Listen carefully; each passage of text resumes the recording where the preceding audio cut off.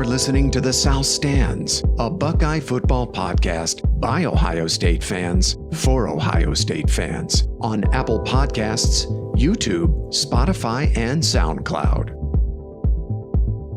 Welcome back to The South Stands, a Buckeye football podcast by Ohio State fans for Ohio State fans.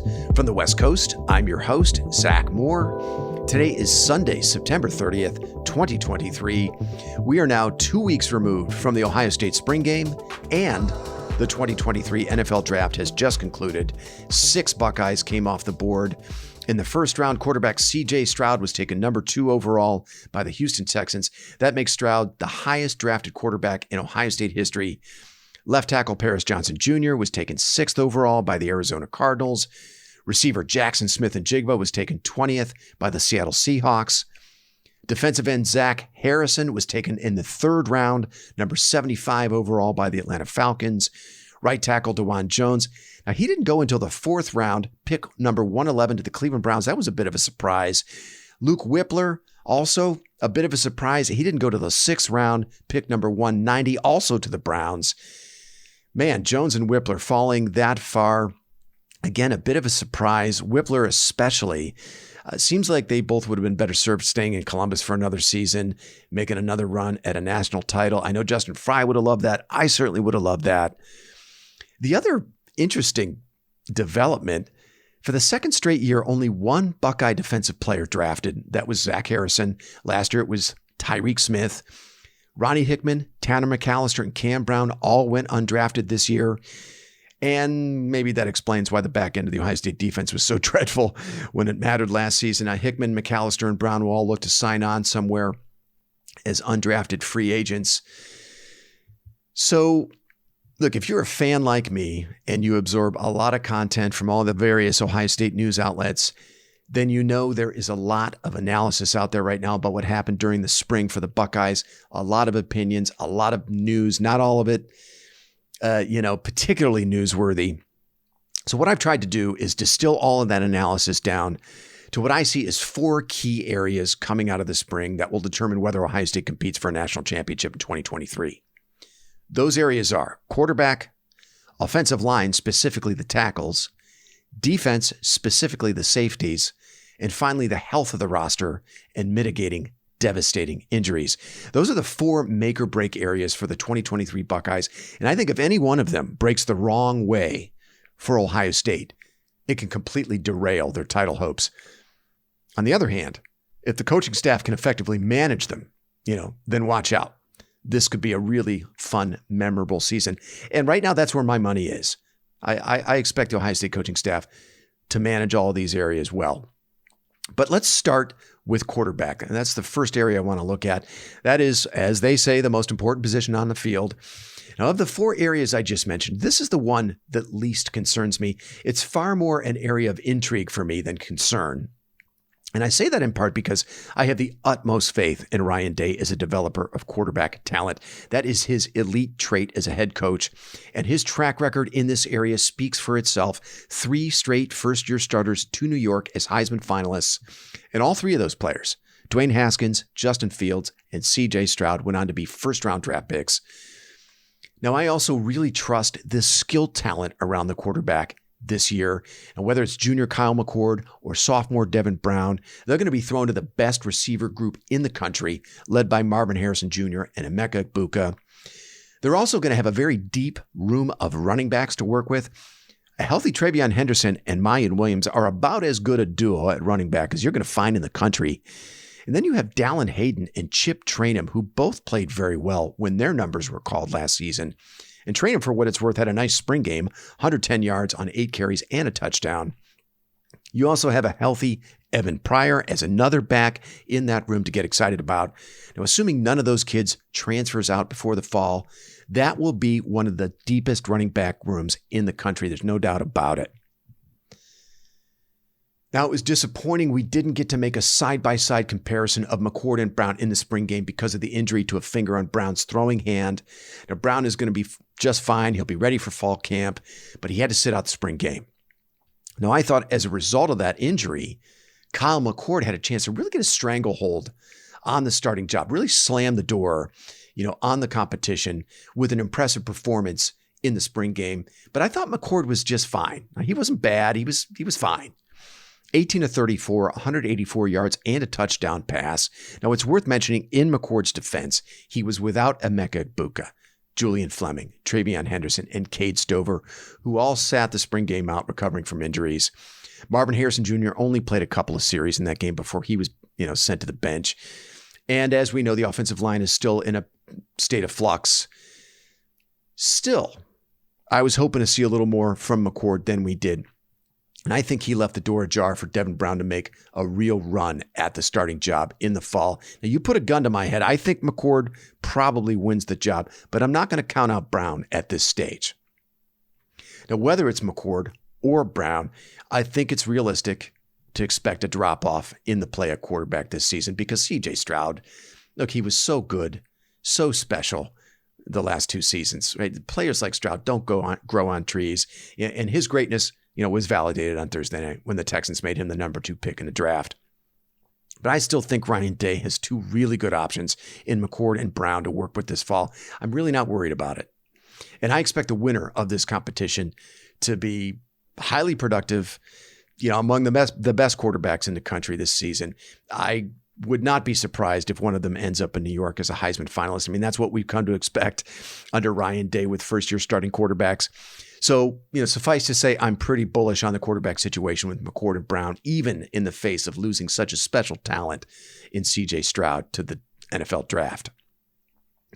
Now, probably the only thing, other than injuries, knock on wood, that would derail either quarterback this season would be troubles along the offensive line, which brings me to the second key area to watch. And this is probably my biggest area of concern, which is offensive tackle. Paris Johnson Jr. and DeJuan Jones, they're gone. They're now members of the Arizona Cardinals and Cleveland Browns.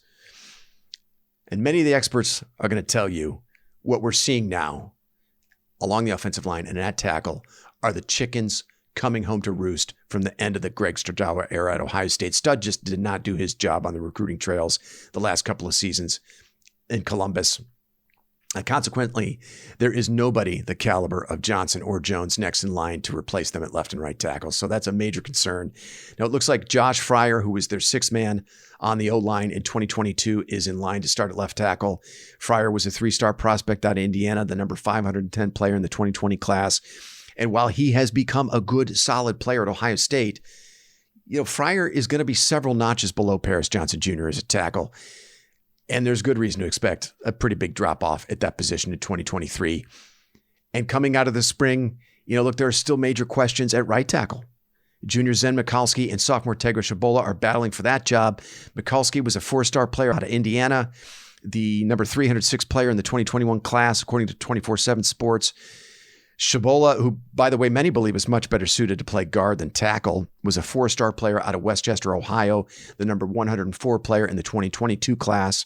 So there's some talent there from Shabola. It's just a question of whether he's better suited to play on the interior than a tackle.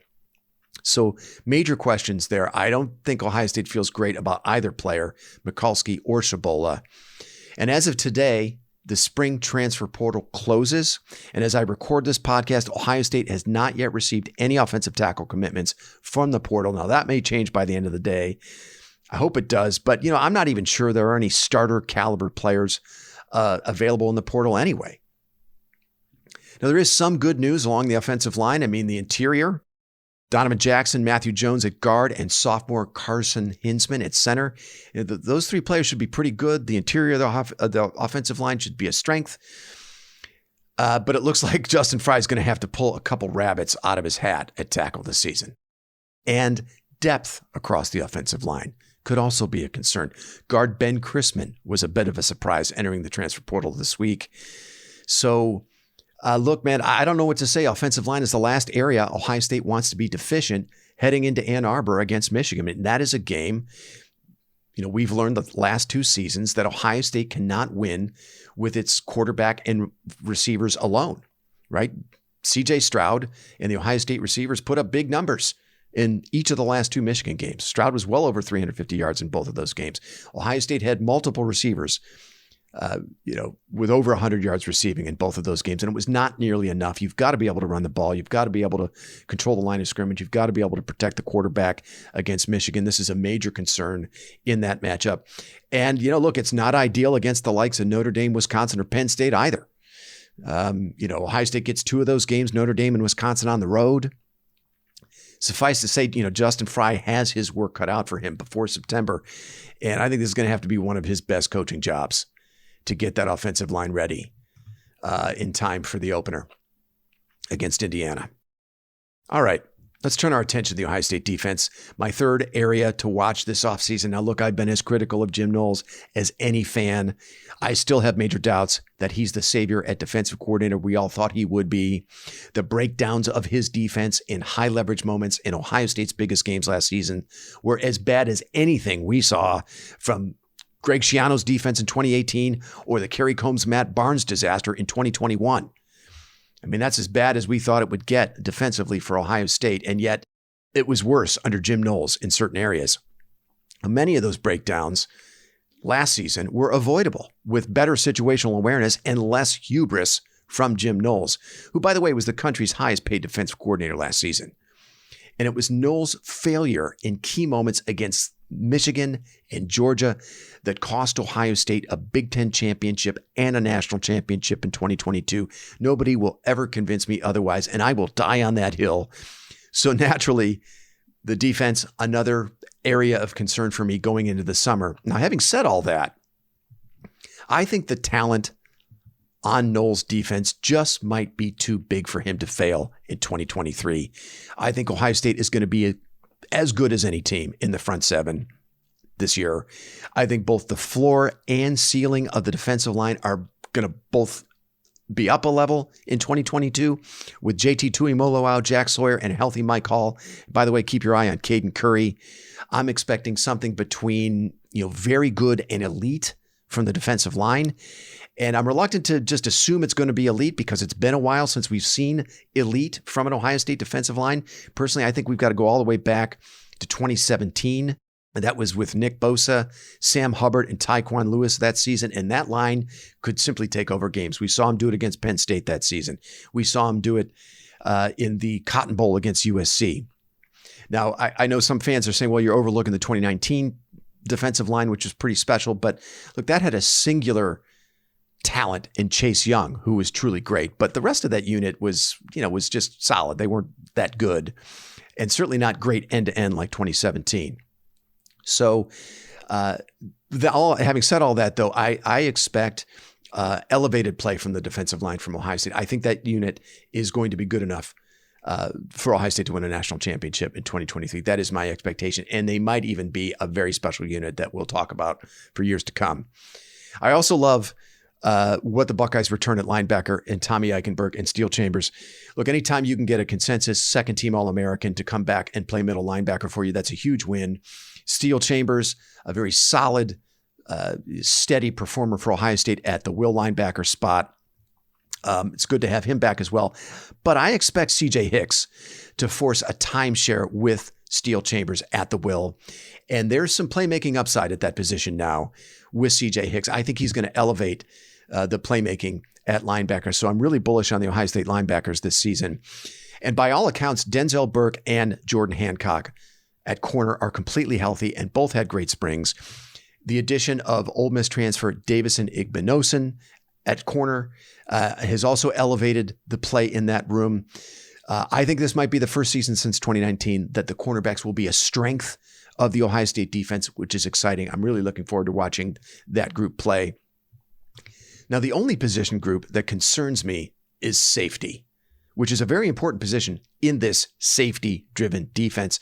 Jim Knowles typically plays with 3 safeties. He asks a lot of those players in his defense, and it was that position group that completely fell apart against Michigan and Georgia last year. And it's not for lack of talent or depth that I have concerns for 2023 in this area. To me, there are a lot of options for Perry Eliano and Jim Knowles to choose from. But right now, I'm questioning their choices because we've got 2 seniors with spotty track records leaving the spring as starters. And I'm talking about Josh Proctor and Cam Martinez. Proctor, as of right now, is the starting adjuster. That's the position played by Ronnie Hickman last year. And Martinez is your starter at cover safety. That's the position Tanner McAllister played last year. Now, look, I mean, for several years, I was one of Josh Proctor's biggest cheerleaders, but we're heading into year 6 with Proctor. I don't know what more the coaching staff needs to see. And in the case of Martinez, we're headed into year 4. The lasting memories we have of both players from last season is of them getting torched in coverage for big pass plays. In the case of Proctor, it was in the season opener on the very first play from scrimmage against Notre Dame. In the case of Martinez, it was of him getting torched against Michigan for a long touchdown. I just think Knowles and Eliano can ill afford to make poor choices at either positions. And I'm a little concerned right now that they have so much confidence in Proctor and Martinez. I mean, you've got Sonny Styles, who's clearly ready for a bigger role. And, you've got a secondary that is absolutely starving for his playmaking. Now, Styles doesn't play either of those positions, but, I mean, you could easily slide Lathan Ransom over to the adjuster and make Styles the starter at the Bandit. Honestly, quite frankly, I thought that was a done deal. I was expecting that was what would happen in the spring. It hasn't happened yet. You've also brought in a 3-year starter from Syracuse in Jihad Carter out of the transfer portal, a kid with a proven track record at the FBS level. You have an athlete in Kai Stokes who has shown really good anticipation and knows how to break on a football. He showed that again in the spring game. I mean, all 3 of those players are ready for bigger roles in this defense. So I'm a little worried, though, that those aren't the players we're talking about at this juncture. Now, we have seen older players blossom late in their careers at Ohio State, just to be fair. The examples of that are Damon Arnett, Devon Hamilton, Terry McLaurin. Those are players that really didn't do much their first 3 or 4 years with the program and then exploded in their final seasons to go on to be impact players. I sincerely hope that's what Proctor and Martinez turn out to be this season. But if that does not happen, it would be coaching malpractice to continue to give those players opportunities over the likes of Styles, Carter, and Stokes. I'm just really concerned about the choices Knowles and Eliano have made here. And I hope I'm proven wrong, right? I hope Josh Proctor and Martinez turn out to be All-Americans. But I'm very concerned. That's really my only concern with this defense. So, keep an eye on what happens at adjuster and cover safety in the fall. Ohio State safeties, as I said, gave up a lot of explosive plays last season. I mean, the 2022 season was bookended by blown plays from safeties. I mentioned them earlier, right? You have Proctor giving up an explosive play on the very first play from scrimmage in the opener against Notre Dame. You got Lathan Ransom getting torched at the end of the playoff semifinal against Georgia for a 76-yard touchdown. And there were a bunch of other ugly moments in between by the safety group. Knowles and Eliano have to get this right in 2023. And the good news is they have more options this year than they did last year. So let's hope they make better choices. Finally, the last make or break area I'll be watching this season is with player injuries. What in the bloody hell happened last season with all the injuries? In my 42 years as an Ohio State fan, I have never seen so many injuries in a single season and to so many key players as we saw in 2022. And I understand it's a violent game. Some injuries are inevitable, but the sheer volume last year just seemed extraordinary to me. And it seemed like the medical staff really botched the Jackson Smith and Jigba and Travion Henderson injuries in particular. I mean, it didn't seem like either player got sound guidance from the medical staff. They were both pressed back into duty way too soon. And as we know, as a result, neither was available when Ohio State really, really needed them. And in the case of Henderson, it also seemed like his teammates and coaches didn't really believe he was truly injured, which is a whole nother problem. It's a whole nother podcast. There were also lingering injuries to Mike Hall Jr., Mayan Williams, Denzel Burke, Cam Brown, Jordan Hancock, and Matthew Jones that all had major impacts on the season. It was weird because it seemed like players were getting injured a lot during practices in between games. And we'd see kids play a full game on Saturday with seemingly no issues. Then by the following Saturday, they were unavailable. There are whispers about issues with the playing surface, both in the shoe and at the Woody. It's the same surface the NFLPA wants ripped out of NFL stadiums because of risk of injury to players. What's going on there? Right? Why is this not a high priority? I mean, I think this should be the athletic department's highest priority, looking into what's going on with this playing surface. If there's a high risk of injury to players with it, this needs to be a top priority for the athletic department. I mean, everything about how Ohio State handled injuries last year was just utterly annoying, even down to the total vacuum of information around them. I don't think the program ever does the players any favors by being so coy with the media about injuries. I absolutely fucking hate it. It's actually the only thing about Ohio State football that I hate is how they handle injuries. Now, I sincerely hope there is some serious self-reflection this offseason by the medical staff, by the strength and conditioning people, by the coaching staff. I mean, they have to get this right in 2023, or it could totally derail the season. All right, that's going to do it for me. Unless there are some major developments over the next few months, and remember, no news is good news at this time of the year, I don't anticipate you'll hear from me again until early to mid-August. So until then, thanks so much for listening, and go Bucks.